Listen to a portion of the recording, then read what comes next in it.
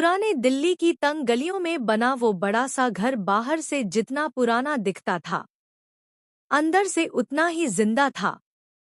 3 मंजिल का घर, नीचे अब्बू की छोटी सी कपड़ों की दुकान, ऊपर बड़ा सा आंगन जहां हर सुबह चाय की खुशबू, बच्चों की आवाजें और बर्तनों की खनक मिलकर एक अलग ही दुनिया बना देती थी।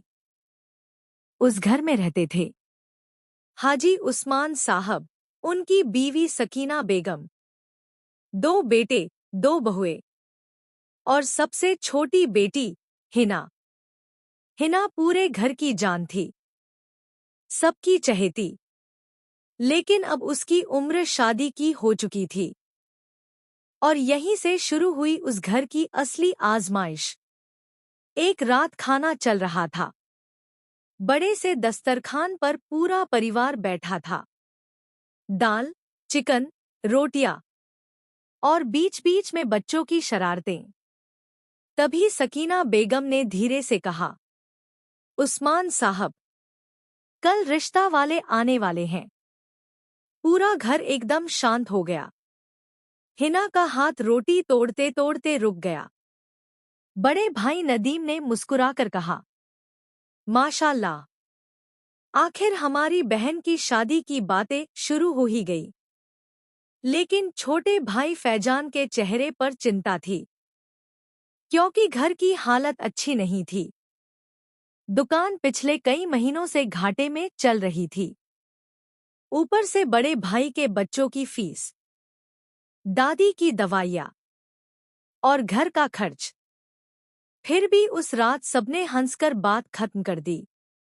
लेकिन रात को जब सब सो गए, तब उस्मान साहब अकेले छत पर बैठे आंसू पोंछ रहे थे।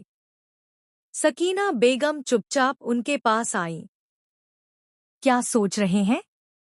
उस्मान साहब टूटे हुए लहजे में बोले, पूरी जिंदगी बच्चों को संभालते निकल गई। अब बेटी की शादी कैसे करूं? ना जेवर पूरे हैं, ना पैसे। मैं नहीं चाहता कि हिना को ससुराल में कोई ताना मिले। सकीना बेगम की आंखें भर आईं। उन्होंने कहा, अल्लाह बड़ा है, वो रास्ता जरूर निकालेगा। लेकिन अंदर ही अंदर वो भी डर चुकी थी। अगले दिन पूरा घर सुबह से साफ सफाई में लगा था। बड़ी बहू नाजिया रसोई संभाल रही थी। छोटी बहू शाइस्ता हिना को तैयार करवा रही थी। आंगन में सफेद चादर बिछ चुकी थी। जब रिश्ता वाले आए, तो पूरा घर अदब से खड़ा हो गया।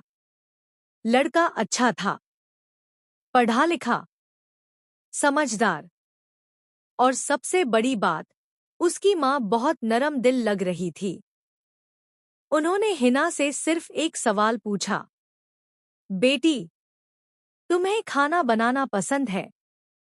हिना मुस्कुराई, जी, लेकिन मुझे घर संभालना ज्यादा पसंद है। उस जवाब पर सबके चेहरे खिल उठे। रिश्ता लगभग तय हो गया। लेकिन जाते जाते लड़के की खाला ने धीरे से कहा, बस शादी थोड़ी अच्छे से होनी चाहिए। आखिर लड़की वाले हो। वो एक लाइन उस्मान साहब के दिल में तीर बनकर लगी। उस रात घर में पहली बार बहस हुई। बड़े भाई नदीम बोले, अब्बू, शादी सादगी से करेंगे। लेकिन चाचा की तरह रहने वाले ताऊ के बेटे ने कहा, लोग क्या कहेंगे? हाजी उस्मान की बेटी की शादी इतनी छोटी? धीरे धीरे बात बढ़ गई। किसी ने कहा बैंक से लोन ले लो, किसी ने कहा दुकान गिरवी रख दो। सकीना बेगम चुप बैठी सब सुनती रहीं। तभी हिना उठी। उसकी आंखें नम थी। अगर मेरी शादी इस घर पर बोझ बन रही है, तो मुझे शादी नहीं करनी। पूरा घर खामोश हो गया। रात को बड़ी बहू नाजिया अपने कमरे में गई और अपनी शादी के जेवर निकाल लाई। उसने सकीना बेगम के हाथ पर रख दिए। अम्मी, ये रख लीजिए। सकीना बेगम घबरा गई। पागल हो गई हो? नाजिया मुस्कुराई। जब मैं इस घर में आई थी तब आपने कहा था कि अब ये घर तुम्हारा है। आज बेटी की शादी है तो जिम्मेदारी भी मेरी हुई। उधर छोटी बहू शाइस्ता ने भी अपनी बचत निकाल दी। फैजान ने अपनी बाइक बेचने का फैसला कर लिया और नदीम ने कहा, अब्बू, बहन की शादी पूरे मोहल्ले की सबसे खूबसूरत शादी होगी, लेकिन बिना दिखावे के। उस रात पहली बार उस्मान साहब को लगा उनकी असली कमाई पैसे नहीं, उनका परिवार है। शादी से 2 दिन पहले अचानक दुकान में आग लग गई। आधी दुकान जल चुकी थी। उस्मान साहब वहीं बैठकर रो पड़े। अब कुछ नहीं बचा। पूरा घर सदमे में था।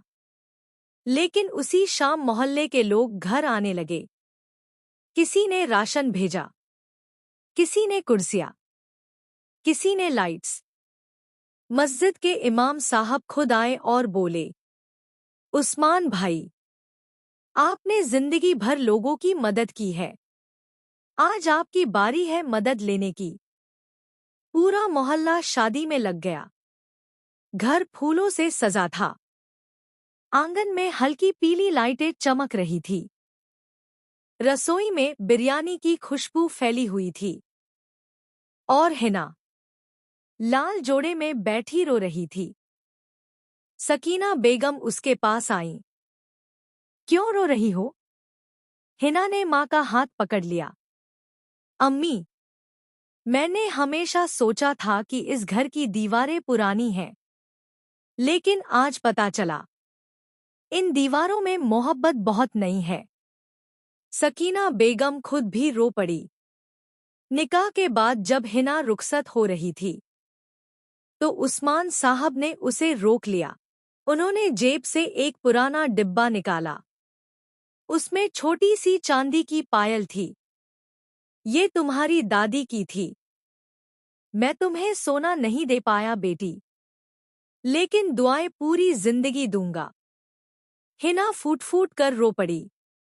उसने पायल लेने से पहले अपने अब्बू के हाथ चूम लिए। हिना की गाड़ी धीरे धीरे गली से बाहर चली गई। पूरा घर खाली लगने लगा। लेकिन उस दिन उस घर ने एक बात सीख ली। बड़े घर दीवारों से नहीं बनते, एक दूसरे के लिए कुर्बानी देने वालों से बनते हैं। और माँ बाप की असली दौलत उनकी औलाद का साथ होता है। हर घर में कभी ना कभी आजमाइश जरूर आती है, लेकिन जिस घर में मोहब्बत, सब्र और एक दूसरे का साथ हो, वहाँ मुश्किलें ज्यादा देर टिक नहीं पाती।